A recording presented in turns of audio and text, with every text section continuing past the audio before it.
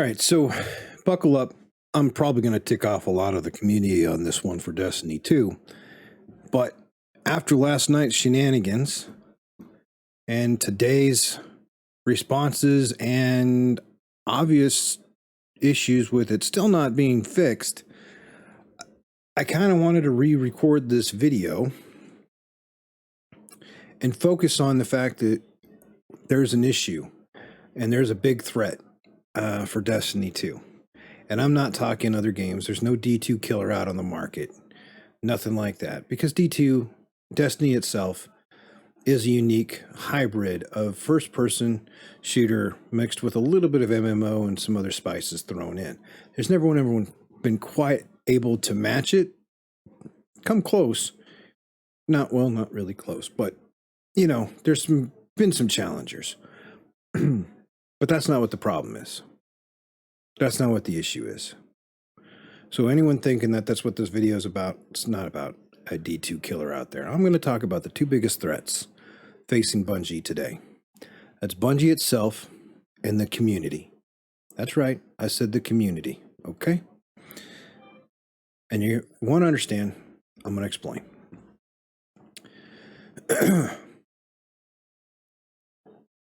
As somebody that does enterprise support, has done so for a long time, when I make a product and I support, or I'm hired to support a product that's been deployed, latest one having 52 some odd servers, ingesting multiple terabytes of data every day, balancing those all out, and then taking in new data and sources to do AI, machine learning, calibrations, correlations, all this stuff on monitoring, and provide that to other departments. I always ask the very basic questions. How much am I going to be taking in every day? What are the new assets going to be, whether it be creative or to be data, whatever? And what is that impact going to be on the performance of my infrastructure? Is it going to be a negative performance? Is it going to be a hit? Do I need more storage? Do I need more RAM? Do I need more bandwidth on the network for pushing data back and forth? Do I need new servers? All of these things get asked. However, if I need new servers, I make the request for it and make the people that are asking for that stuff to build in a budget for it. Now, Bungie's not exactly different from that, but they're not exactly the same either. And one thing that I kind of get a little bit intrigued by is whenever somebody brings up some of the faults of Bungie and how they handle things, they defend without understanding. And that it really makes it hard for people to speak up, because if you speak up, you get roasted or you get people trying to pile on. Now, it doesn't really bother me because I don't mind trolls. I'm a Clint Eastwood kind of guy. Get off my lawn. You can say something all day long. I got thick skin. I can handle that stuff, and I'll argue points. Well, most of the time, I just ignore the trolls and move on. Last night, I did not do that. And because I was trying to respond quickly enough to my posts, I got a little bit carried away and might have misinterpreted something. So I do apologize for that. And I did apologize to the individual, but I'm not too proud to admit when I was wrong. But in this case, we're going to talk about the latest icing on the cake, and it's just going to get a little bit more intense. I'm going to try and go through this as fast as I can. But this is why I'm saying first, Bungie is their worst enemy, because instead of focusing, there's different departments. Okay, there are different departments, yes, in Bungie. They have a capital. They got purchased by Sony for $3.6 billion. Perfectly fine. Now, to put a issue to rest, everyone seems to think they got that 3.6 Sony money. They should fix Destiny. Well, not all that money is going towards Destiny. Some of it might be. A lot of it's probably going towards the other IPs that they're spinning up to provide consulting, operations, all that other stuff. But not all of it's going towards to Destiny. It should, but it's some of it, not all of it. Some of it should, though. How much, I have no idea.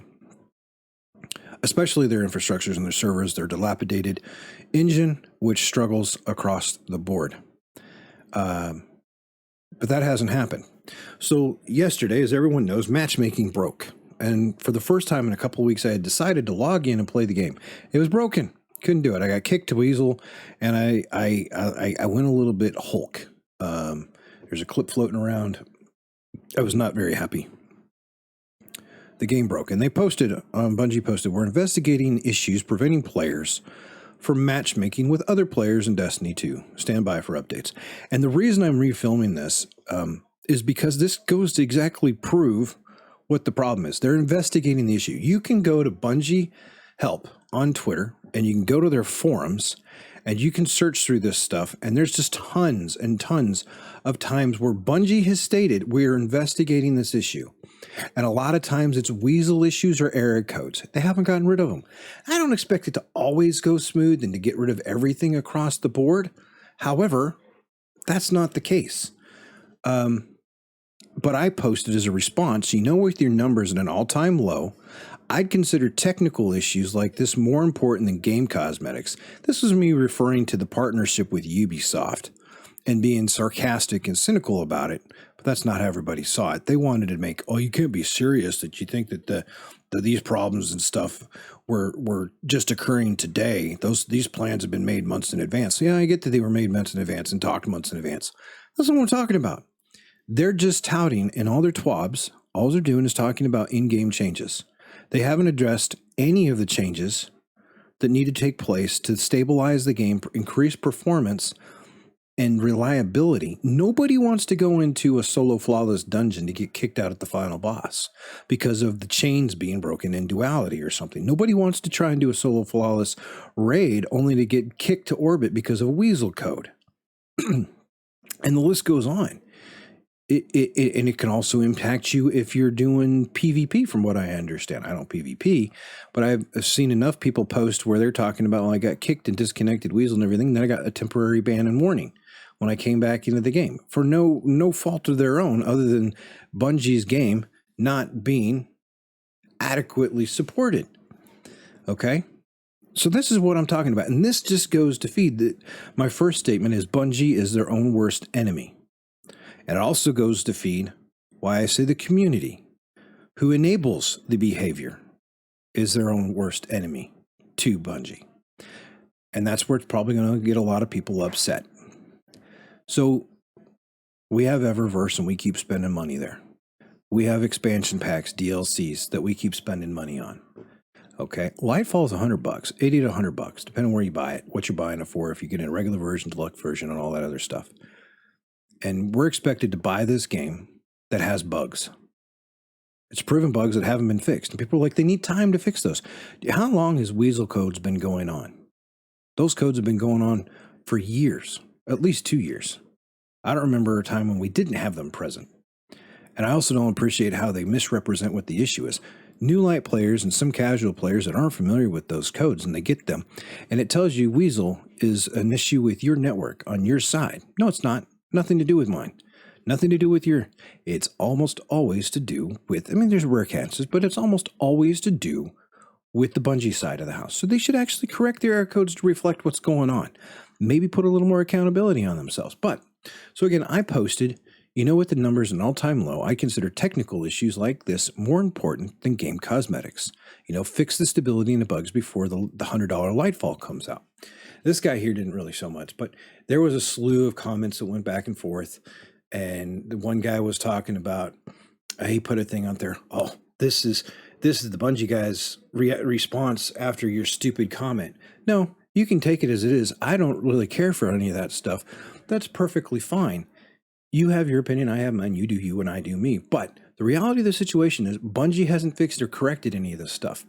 And we've asked many times, for the last time this happened, or they put out a technical, what they call in their tech blog, they put out one a couple of weeks ago about remote work. And I had stated, fantastic.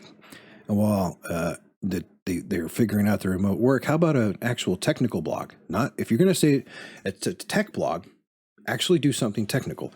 So what I found interesting when I did this and checked today is you can see here, the tech blog, again, part 2 of the work from home, work remote. Do you know what? I work from home. I enjoy working from home. I do my job. I enjoy doing the job that I have. I love my job. I'm passionate about it. Data analytics and forensics and all that other stuff and security architecture. Love it. Fantastic stuff. Very intriguing. Always learning something new. Work from home is not a technical issue. That's a human relations, human resources, especially when they talk there. It's about a perk. It's a benefit. It's a bonus to being able to work from home. That we're able to get new people. We're able to hire. This was a gab to get more staff. I get it. They need staff. That's perfectly fine. They have a lot of going on in their growing company. If they're hiring people, that means they have probably the budget to do proper staffing and to invest in money to get the servers done. Now, we also know that that the servers, a lot of people speculate that those servers are virtual servers because they're not dedicated servers. I don't know if what the platform truly is, but my understanding is it's an old platform that they're not migrating off because they're worried they're going to break their engine. But that hasn't been confirmed. They've only hinted at it because we don't get actual technical blogs. We get human resource blogs labeled as a technical blog. And I'm going to call shame on Bungie on this one. This is not technical. And for all you people that are running and complaining about it, I don't care. Working from home has a technical solution. Okay?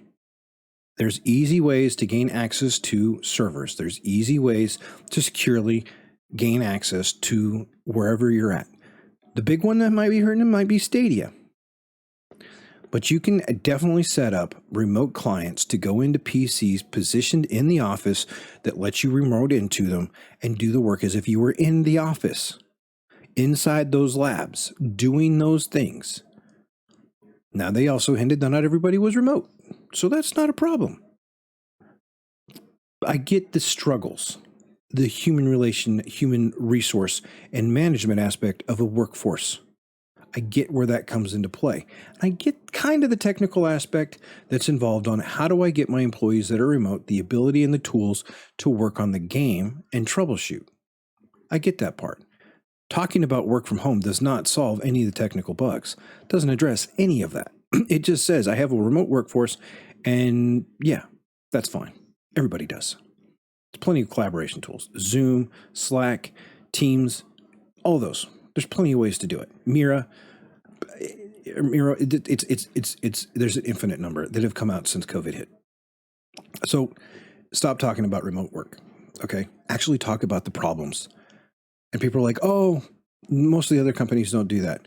You know what? If you have time, and this isn't like 10 or 15 years ago, where we didn't have all the social media and we didn't engage online. We didn't have the media. We didn't have public resources teams and everything else. We just had that. And when games come out back then, they had to be right. They had to be good. They had to be near where they needed to be. We don't have that today. Most AAA games are released. You tell me for the multiplayer games, the AAA games that have released, they're released in a good, solid, finished product. And I'm not talking like God of War. I'm talking, you have Outriders, buggy. You had Destiny 2. Every time they have something come out, it's buggy. Okay? A lot of the games now, there's worry. People are apprehensive on buying stuff, any games anymore, to wait. They're not doing pre-orders because they don't want to waste their money if there's going to be problems. Cyberpunk 2077, New World, freaking Lost Ark, all these games, you had to wait. They released, you got patches. We know it's broken. We're just going to ask forgiveness later. And that's what Bungie has taken in and started doing. And they don't answer. And so people get mad at other people in the community for calling them out. And they're like, oh, you just hate it. If you hate the game so much, you're a crybaby, you're a whine baby, you burn out, you've done this, everything else, go play a different game. You know what? That's fine. If you guys want to have that mentality, I don't really care. You can kiss my butt on that one. It has no impact to me whatsoever as a gamer, as a streamer, or anyone that's passionate about this game. I invested hundreds of dollars into Destiny 2 and thousands of hours because I enjoy the game. And for you to tell me if you're tired of the game, you think the game's crap, why don't you go play something else? I think that's BS. I think as a consumer of a product that paid hundreds of dollars, invested my time and my money into a product, there should be some accountability to the developer, owner of the game, that says, hey, I owe that community or the player some sort of answer and some sort of accountability for performance issues and just really bad coding. or give us a roadmap as to how they're going to fix it and correct it. Because just to say, I'm going to charge you $100 for a new product and not talk about any of the technical issues that are facing the game, from performance to servers to how they keep loading on new graphical assets, new game and perk assets, new gun aspects, all these different assets coming into the game, but they haven't done anything to address how that impacts the underlying game infrastructure and its support or resources. We just get lip service. Okay? This is what I'm talking about. And I got in this same chain here, some guy that I think he doesn't work for Bungie, but pretended I think he was a project manager, tried to sound like a project manager.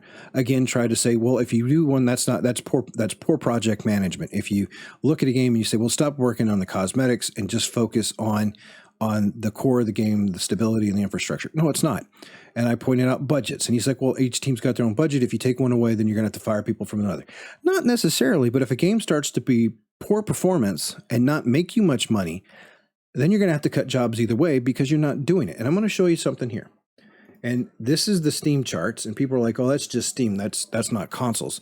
But this is also Charlemagne, which takes into account all three platforms. Now, this is a 3-hour window. You can go through and you can look at any window you want to. What's interesting, a year ago, bulk of your players were console. It is now pretty much evened out. Epic does not have very much of a foothold, but they because they knew or whatever. But I'm trying to explain statistics here. So when I show you the Steam ones, you can extrapolate from Steam the performance and the downplay in the games. Astrocross also did a really good statistics video. I will not play from that one or not, but I can link to it if you want. It's pretty much evenly spread. A little bit higher on Steam tonight. It was a little bit higher yesterday. I think it was 40% yesterday on Steam. But Xbox and PlayStation, 30-32%. You get the breakdown overall of what the activities are. Patrol, 21% of the people are doing patrols. They usually solo. There's nothing to do with matchmaking. Hopefully with LFG coming next season, it might get a little bit more different. You've only got 15% of the players doing PvP.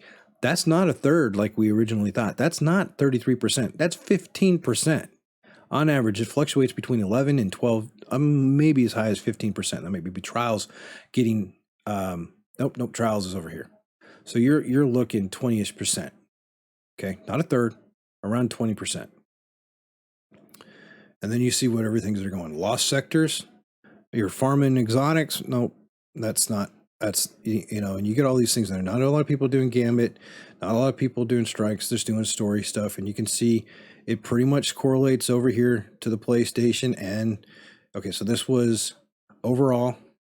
This one is PlayStation, this is PC, and this is Xbox. So they all kind of correlate together on what activities are going on across the board, which is really, really interesting. Okay. Now, I see all that, so you can see what we're going to talk about here, and I'm going to bring that back as to why I'm saying Bungie and the community are their own worst, are the two biggest threats to the game itself. In 2020, in December, right, towards the end, we have a pretty static line. Any point of the day, any point of the time, in the month, we can see we averaged around 79,290 players, right? It changes a little bit. You can go up in the curve, depending on the month, but it comes down. You look at the months and the days and stuff, and it was around 80,000. We'll just say, 80,000 or so. And then you come into December of 2021, and you've got 78,752 roughly. So not much of a change, a little drop, not much. A 500, less than 1,000 plus or minus margin. That's not much of a swing. The line is still pretty static, pretty straight across the board.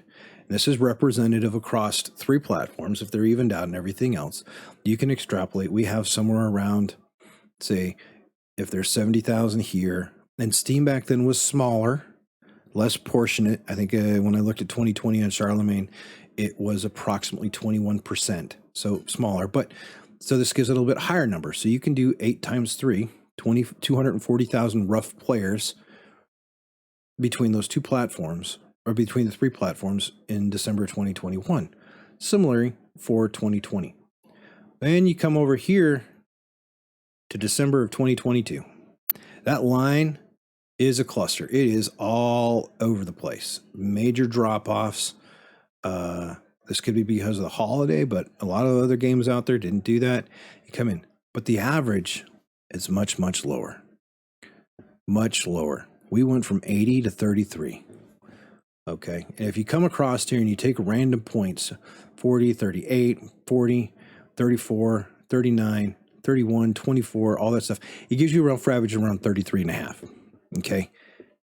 So not only do we have less players now, 50% less players given this time of the year last year and the year before, is a trend, and we're not going to recover from it. Because when you go look at the peaks from when like Kingfall came out, we saw that huge spike for when that came out, and all of a sudden it petered off. We didn't reclaim as many active players. The player retention is going away.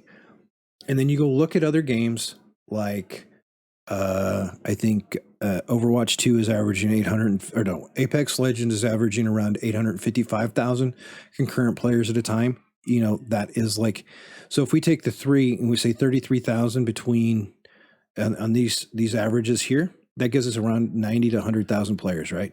Comparatively speaking to Overwatch and to Modern Warfare and to Apex Legends, where most of those games are averaging 80 to 800,000 to a million players plus, Valorant and all those, we have a problem.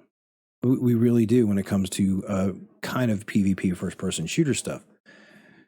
And that's not saying that those, and I said at the beginning of the video, that's not where we're going to have our issues. That is not the D2 killer. The fact that there's a combination of games and other games coming out that take people away. I heard a major argument where people were talking about Ragnarok. That's only going to be popular for a week or two.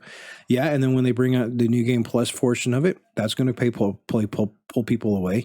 When you get other games that might interest the D2 players or the Destiny player base, and it's going to pull them away, like when Starfield comes out or Hogwarts. People are going to play less Destiny and play those other games. And if they enjoy those and they find something else, and now we have more and more games releasing, what's going to be there to bring them back to Destiny 2 more often?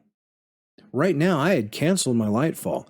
If it hadn't been for a viewer that actually got me the expansion because they want me to do a video on it, I would not be playing Lightfall because of stuff like this, where Bungie feels it's more important to make the money off the player without giving any answer. And as I said, also, we have social media. If they're going to come out and make comments on Twitter and on their forums about events and charity events and what month this is and all these things, then they need, and they're going to make a TWAB about the status of the game this week at Bungie, what they're working on, and they've done it in the past, then they need to address these issues. Because, again, and people are like, oh, you're IT, you're just touting it.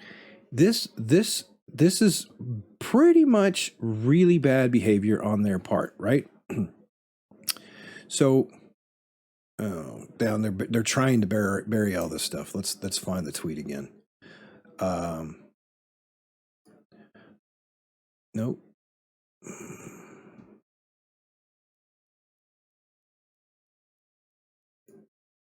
So they released this at 23, right? And it took them 12 hours. So it was 12 hours ago. It took them over 12 hours from the initial reported issue, 23 hours ago, 12 hours ago, so a little over 12 hours, to identify an issue, not fix it. It was then in 2 more hours before they had the patch pushed in. But this was not the case. At 8 hours, 2 hours after their fix that they were going to continue to monitor, you still have people reporting error codes. Still getting weasels, still different multiple error codes. Same here, dead, reboot server. I watched streamers that couldn't do matchmaking, and that was as little as 2 hours ago. So they haven't fixed the problem. They haven't even put a Band-Aid on it. And I'm going to come back to the fact that we were talking about remote work. Yes, they don't want to work on the weekends. I get that. And you don't want to have to work at nights. We get that too. I've done IT. I've been on call. I've been the person that has been carrying the on-call phone and pager and emails and get called out to work forensic cases and everything else in the middle of the night or 2 o'clock in the morning. That's part of the business. But the fact that you have a remote workforce that could actually start working on that, and you didn't, you waited till the next day, and it's been 24 hours and you still have issues with your game. That speaks volumes to me of how bad and how screwed up the infrastructure is. And a lot of people are also out there, if you go hang out in the boards here or you check their forums, they're talking about things like, well, at least they're getting it out of the way before the season launches next Tuesday. And a lot of people are like, no, I'm going to agree with the people here on this one, and you guys can yell at me all you want. But I honestly think, and I fully expect, and I bet you most of the people think that on Reset Tuesday, when the next season starts, what bugs are going to be present? Are they going to be big bugs or are they going to be little bugs? Not if they're going to be bugs, but what type of bugs they're going to be. What type of connectivity issues are we going to see? Because it's just a really bad track record. Okay. And I don't know how they fix it. I'm not them. I do have ideas. I do know that they finally got into some machine learning stuff and they're going after that route, which would be big, huge help. The Gamers Nexus, let me pull up that video, did a really cool breakdown that would let you guys see that Linux Tech Tips, where they talked about Supermicro's supercomputers, $70,000 servers designed for AI and machine learning, cluster them together, and there's actually a AI and machine learning environment that you can configure to do the work for you. So you get six or eight of these. It's always good to do in even clusters, right? Relatively inexpensive, $500,000, a little more. And then you go find some staff, which they're starting to hire, that know how to use that software, know how to use the hardware, and they take your static data, all your static points, all your databases, import that. Things that talk about the perks, that talk about the class abilities, that talk about movement, sliding, punching, dashing, radiuses, distances, weapon frames, weapon types, all that stuff, put that in there. And then you take your player data, which they have abundance of. And you can set it, you want 90 days of player data, do you want this stuff? What do you want? You do all once and see how long it takes to chug that stuff through. It just depends. Now you define that in the machine learning guys. I'm simplifying a little bit. The guys take that in and they start looking at anomalies. Whereas they have come out and they said they can't do all the testing, and that's why they rely on us to decide, to define and identify the bugs. Because there's millions of us playing the game. Not millions anymore, not 800,000 players anymore. We're under 100,000, okay? Playing the game. To find the bugs for them, report them, and then they can work on it retroactively. Work on bugs in a production environment. Not very cool. But they do this in a machine learning or AI environment with machine learning, and they can run their test thousands, tens of thousands at a time to see, hey, if I make this change, what are the possible outcomes? And they work through that. It's very possible. And for people who say, you don't know what I'm talking about, I do it all the time with tons of data. It's very much possible. Security's done it for years, looking for rabbit holes. Financials do it all the time. And when you apply AI and machine learning technologies and algorithms and math into it, it gets a lot easier. It really does. So I'm going to come out here and say the worst enemy, the two worst threats to Bungie is Bungie themselves not being accountable for the product that they're putting out there, and the community for allowing them and enabling them to get away with it. We keep giving them our money, and we can always say, well, hit them where it hurts in the pocketbook. One person does not make a difference. But as a player community, we do. And unfortunately, what's happening now with the lows in the players, and we're not recovering from it, they're going to start seeing that more and more. What does that mean for the longevity of the game? I have no idea. But I do know it's going to get a lot. People, as one of the guys in my community came out and said, accumulated frustration is finally kicking in. We love the game, we're passionate about the game, but we're tired of getting crapped on. No game out there has had this kind of thing. Cyberpunk 2077 released in a horrid state. They have done more with that game to stabilize it and bring more content and fixes than this one. New World had the same problem. New World worked at their stuff. They fixed it. They brought out a DLC, and now they're not kicking butt, not compared to World of Warcraft or anything, but they're doing well. All these changes. World of Warcraft is another one. They lost a lot of players because of really crappy downloads or DLCs, and they have a subscription model, and they charge for their expansions, and they released a couple really bad ones in a row. And they finally got it right with this last one. It looks like the numbers are going back up and all these things.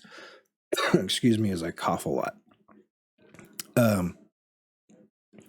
But that's not Bungie. There has to be some level of accountability, and the community has to hold the developer accountable. If I was to do that kind of a job and let my team do that kind of a job inside Enterprise, I would not be employed. And I'm not saying these guys at Bungie have it easy, not by any means. And I'm not saying that they don't know that they have problems. But what they're doing to focus on it and how they're addressing it, and the fact that they remain forever silent because they don't either want to be attacked or they want to be corrected or anything else. If you're going to be live and you're going to be public, you have to have thick skins. All companies do. That's what you got public relation offices for. Now, no one should ever attack somebody directly or anything like that. But you have to come in and look at all what's possible, okay? This is a Canadian gnome. That's my son for you. Plucky Comic Relief. He named it. You can also call it a Russian gnome. I'm not saying that they don't do what they need to do, but if they're going to be public and they're going to make statements on everything else, they need to actually address this public with us as stakeholders in the game. We paid. We're not the guys that hung around for a short amount of time. They lasted last year. They had over 5 million new players. We only have 100,000 active players or less, depending on when you're looking at the times. Most of it's around 70K. Okay? That's not 5 million. So your player retention is horrible.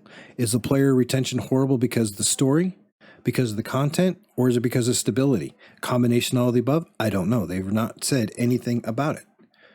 But as a shareholder or a stakeholder, I would really like to know, because the people that have paid and invested in this game deserve an answer.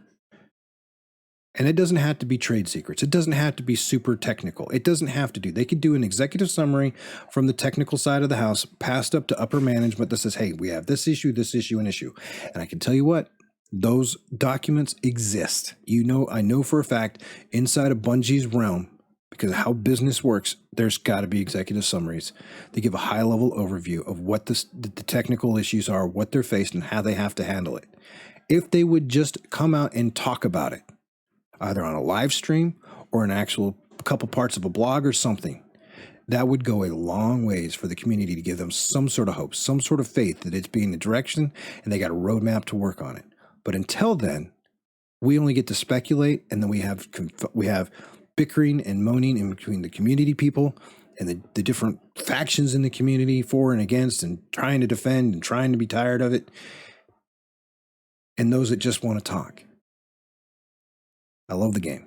I want it to keep succeeding. I want to see Lightfall go, and I want everything going. But at this rate, I don't have much hope. I want to be pessimistically optimistic, but I don't know where I was going to take the game. There's plenty of games coming out in 2023 that are going to take my attention. And whether or not I return to D2 full-time, I have no idea.